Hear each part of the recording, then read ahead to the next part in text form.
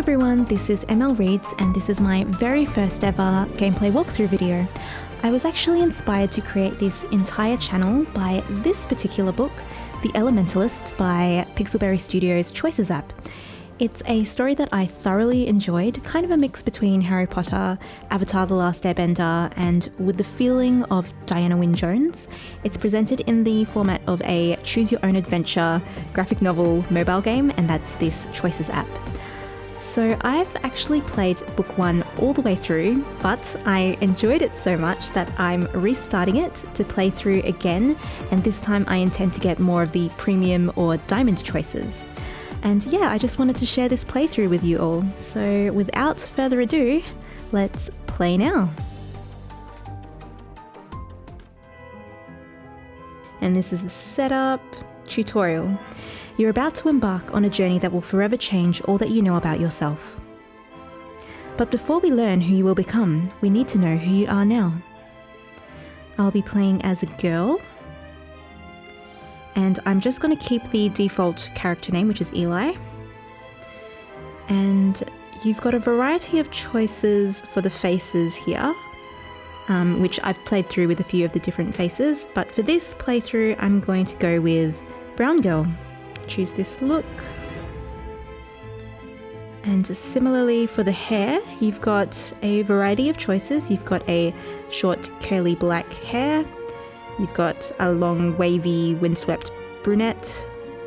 You've got a short red bob. And then like a long blonde hairdo.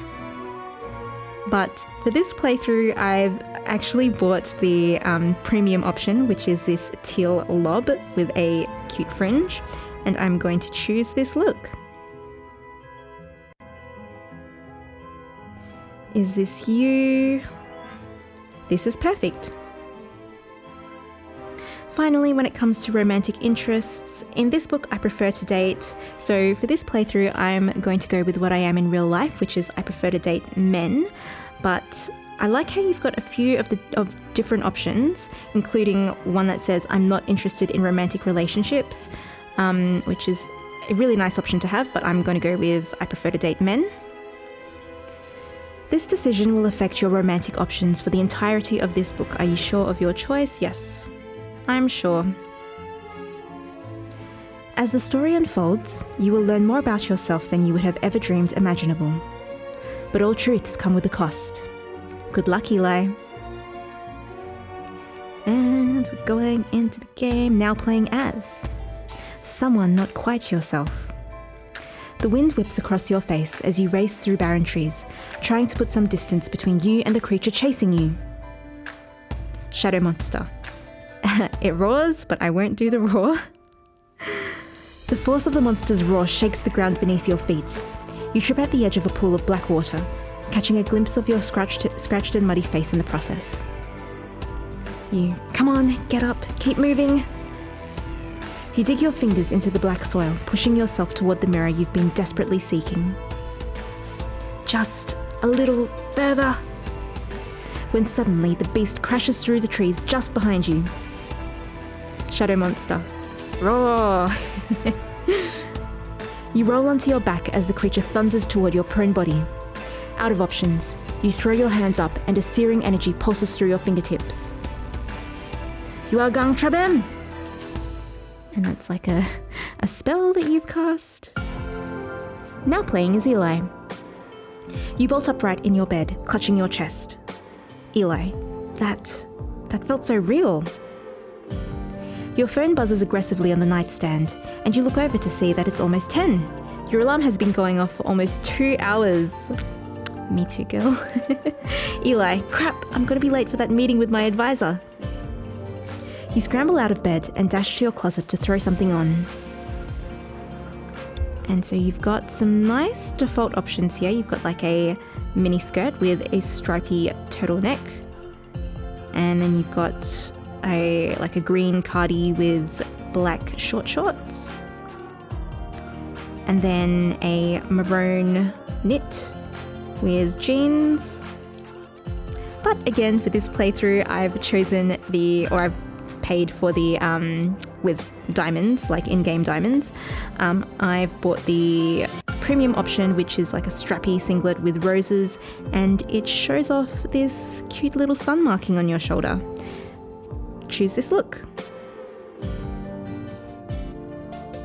She seems very happy. Once you're dressed, you bolt out the door, not noticing someone watching you from inside the mirror.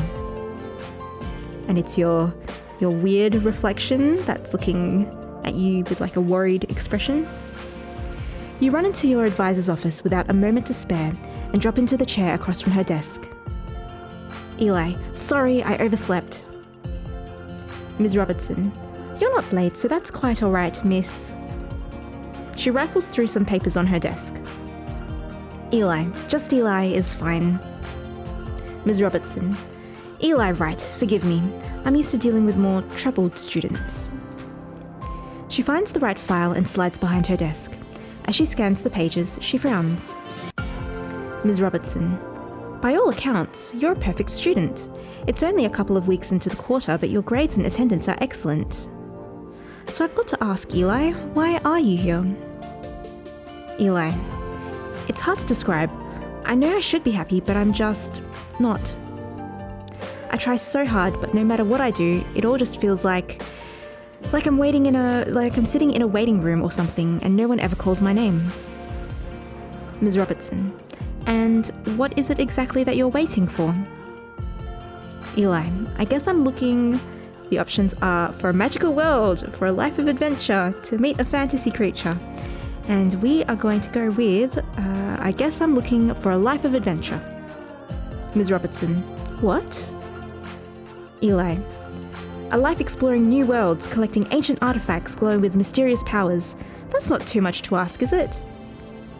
Ms. Robertson, those are certainly some original aspirations, but I can't help you live in a fantasy world, Eli. Eli, yeah, I know, I'm only joking. I just wish I knew what I was looking for. Whatever it is, it's not this. Ms. Robertson, I know you're at a crossroads right now, and one of the directions you could go would mean dropping out of Hartfeld. Eli, it crossed my mind. Ms. Robertson, please don't do it. When this phase you're in ends, you don't want to discover that you've given up your chance to get a degree, do you? Eli, but what if you're wrong? What if it's not a phase? Ms. Robertson, I tell you what, why don't you go home and think about it? Will you do that for me? Eli, sure, I guess I can do that. Later, you stand in the bathroom of your suite and look at yourself squarely in the mirror in front of you. Eli, I know you belong somewhere. I know there's more to you than this. Suddenly, the lights in the room flicker. Ooh, Eli, what the hell? Something catches your attention out of the corner of your eye. A glint in the bathroom mirror. Eli, huh? And then it's your weird reflection again. Why do I look like this? What the hell? Eli, that looks like my face, but... You raise a hand to your face, but when your reflection doesn't move, you freeze. Creepy. The mirror itself looks a little odd, almost shimmery. Eli, am I dreaming again? You reach a shaky hand toward the mirror, and when your fingers touch the surface, they press into the glass. Ooh. You're touching the mirror and it's like rippling. Eli, whoa! You try to pull back, but your hand won't come free. Your palm starts to sink into the glass, then your forearm, and before you know it, Eli, wait! Your whole body is sucked through. You've got some hectic music to go with the hectic energy. Rushing water yanks you forward, forcing you to squeeze your eyes shut against the current. Just as you feel your lungs starting to strain, a splash comes from your right. You feel a pair of strong, sturdy arms wrap around your middle and pull you to the water's surface. You feel yourself being dragged onto dry land and sputter as you wipe the water from your eyes. You try to get your bearings, taking a moment to gape at your surroundings. Eli, where? And we've got a nice panning shot of this new place you're in with some beautiful magic school music. And here's the title screen, The Elementalists. Chapter 1, Open Enrollment. In front of you is a picturesque collection of cozy-looking buildings with steepled roofs, a manicured lawn, and an ostentatious statue out front. A whole new world. Where the heck are you? Where the bloody hell are ya? But as you gawk, the carved marble figure keeps moving around, and overhead, people fly around on a variety of objects, including an ottoman, a broom, and an ornamental rug. Eli, this isn't real, right? Where? Question mark, new person, and it's this black guy with a grey hoodie. Hey, you're okay, I got you. You're a new student here, right? Eli, I am a student. Question mark, person. Great, you missed the Hall of Mirrors by a mile, but you made it. Welcome to Pendergast College of Elemental Magics, and Magics is with a CK, which is a nice touch. Question mark, new person. Since it's the first day of the new semester, we should probably get you to the dining hall for orientation. If you're feeling okay, that is. As you turn to try and get your bearings, you see a tall, haughty guy eyeing you disdainfully from nearby. And this is question mark, snobby guy. I suppose I should have listened to my dad when he said the admission standards are in decline here. Didn't you read the information packet? There are arrival protocols, you know. Question mark, guy with the hoodie. Who are you, campus police? Why don't you take her up to orientation then and make yourself useful? Snobby guy. Absolutely not. I'm Beckett Harrington. I don't have time to show the other freshmen around campus. His lip curls into a sneer as he says this. He gives you one last withering look before he turns and stalks away.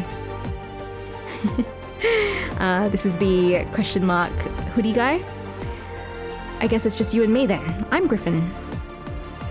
He smiles at you warmly and offers his hand. You shake it, your fingers trembling from shock and the water cooling on your skin. Eli.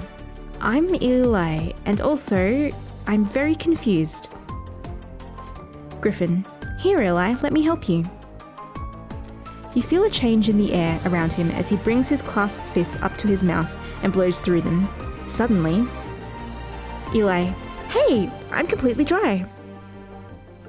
Griffin. There you go, good as new. You might still want to change at some point though, it tends to get chilly in the evenings. And then the tutorial is saying that you've unlocked the closet. Griffin turns the air current on himself, shaking water off of his shoes as he dries them. Griffin. Sorry if the work was a little shoddy. Air magic isn't the most natural to us Earth-ats, but Professor Englund says I'm getting it. Come on, I'll take you up to the school for orientation. Nice bloke. He turns and starts to walk toward the front of the school and you stumble after him. Eli. Okay, wait. So you're saying, and the choices are magic is real, this is some kind of school, you're single. Well, you're not going to flirt this early in the game. We're going to go with, this is some kind of school to learn magic? Griffin. Good to see there's no permanent damage from that trip through the lake. You pass the large statue in the center of campus and it swivels its head to look at you. Griffin. Oh, that's just the security system, set to vaporize any attuneless intruders. But there hasn't been one on campus in, well, I don't even know. Eli. Oh god, I would really love to not be vaporized. You keep an eye on the statue, but soon it looks away. You let out a relieved sigh. When you turn back, you've reached the massive double doors at the front of the school. Griffin. Welcome to Pendergast. If you follow me this way, I'll show you to the... Griffin starts toward the staircase, but the loud chiming of a bell stops him. He looks at his watch with a start. Griffin. Oh crap, I totally forgot about this thief team meeting I'm supposed to go to. Eli. Wait, you can't leave me. Griffin, of course not. I'll drop you off at the dining hall. We're just gonna have to speed this tour up is all. You follow him up the stairs, which lead into an adjoining hallway. Griffin, the dining hall is just at the end of this hall and to the left. This is the school's main building, so there's a ton of offices and stuff in here. Reception, the dean's office, classrooms, some of the attunement placement exams are held here too. Eli, attunement placement? Griffin, I think it's kind of silly too. I knew Earth was my thing when I caused a tiny earthquake throwing a tantrum over dessert when I was 5. Eli, right, totally. As you pass one of the doors off the hall, you hear a small commotion coming from inside. Voice, oh hell. Eli, Griffin, what's this room? Griffin, that's the Hall of Mirrors, where you were supposed to come through. The first thing you see when you open the door is a beautiful girl with long, dark hair, trying desperately to pull her foot out of a floor-length mirror. So, side note, this new character reminds me a lot of Tahani from The Good Place, if anyone's watched that. So, her voice sounds like, this character's voice sounds like Tahani in my head. Question mark, new girl. Oh, thank goodness. Some assistance, s'il vous plaît. You and Griffin rush over, each take one of her hands and tug until she comes free. She stumbles right into your arms and blows her bangs out of her face with a smile. This is the new girl. Oops, Shreya Mystery in your arms and at your service. Good catch, by the way. Eli, thanks. And then, how'd you get stuck? Or how long were you there? We're going to say, how'd you get stuck? Shreya straightens up and smooths out her hair. Shreya, I always have trouble with these silly mirrors if we're being honest. I much prefer air travel. But at least I made it. I was about 5 minutes away from starting my freshman year a month late. Eli, why a month? Shreya, that's when the first visitors' day is, when the wards reopen, of course. Guess Pendergast is stuck with me now. Griffin, well, welcome. I'm Griffin, this is Eli. She's a freshman too. I was just showing her to the dining hall if you want to come with. Shreya, no need, I know just where it is. I'm a legacy student. She struts out of the Hall of Mirrors. A short while later, Griffin stops in front of a pair of ornate doors. Griffin, well, that ends the Griffin tour. Sorry it was kind of rushed. I've got to go, but good luck with the rest of orientation. Eli, actually, if you could just... He's already bounding away down the hall. You turn toward the giant double doors and steel yourself before you push them open. As you slip into the hall, you're momentarily overwhelmed by the high ceilings, stained glass windows, and the countless dining tables. Basically, it kind of looks like Hogwarts. A handful of heads swivel in your direction, though the dean continues to drone on up front. Question mark, new person? Hey, over here! A guy with a megawatt smile waves you over to a nearby table, and you hurriedly slide into the seat next to him. New guy? Hey, you're late. I'm Zephyr. You can call me Zeph if you want. Eli. I'm Eli. No cool nickname, just Eli. Zeph. So, Eli, what's your attunement? Eli. I'm waiting until tomorrow to find out for sure. Don't want to jinx it? He opens his mouth to respond, but is cut off by the dean loudly clearing her throat. Dean Guef. In conclusion, I'd like to remind you all that this is an institution of higher learning, not a playground for children. Put in the work or go home. Around you, students start to rise to their feet and shuffle toward the doors. The dean walks briskly off stage. Zeph. She's just full to the brim with the warm fuzzies, isn't she? Eli. Wait, it's over? I missed the whole thing. Zeph. Don't worry, Dean Guef's speeches are notoriously dry. Besides, I'm an expert in listening and speaking at the same time. The gist is, the freshmen will line up at 7 a.m. in the foyer tomorrow or get assigned one of the staff as their examiner for placement tests. He points up at the stage where a hairy, kind-faced man with horns is seated behind a table with a few other teachers. As he stands up, you see that the bottom half of his torso ends in thick, furry haunches and hooves. Holy crap, he's super tall or a satyr? We'll go with, holy crap, he's a satyr? Zeph. Yep, you don't see many of them around these parts. Zeph stands up as well, and you follow him to join the queue of students exiting the hall. Zeph. Classes will start after the freshmen have been placed, and your schedule will be given to you then as well. Eli. So, what do we do now? Zeph. Basically, the rest of the day is free. My roommate and I have a fun evening of bonding and laying out house rules ahead of us. Nice. I do miss uni. You follow the crowd of freshmen out onto the grounds and immediately lose track of Zeph. Eli. Now what? Voice. Hey Eli! You turn toward the voice and see Griffin coming toward you from the direction of the bridge. Griffin. You survived orientation! How was it? As boring as last year's? Eli. No, it was really interesting actually. Well, not the actual speech, I missed most of that. But I saw a satyr, I think. And I'm pretty sure I made a new friend. It's all so much considering where I was this morning. In the whirlwind of the day, you had briefly forgotten about your situation, but it all comes flooding back. Eli. And she's like thinking this? I can't believe how far away from home I am. I felt out of place at Hartfeld, but now... Griffin. Are you okay? You realise that your eyes have begun to fill up with tears. You swipe them away, forcing a laugh.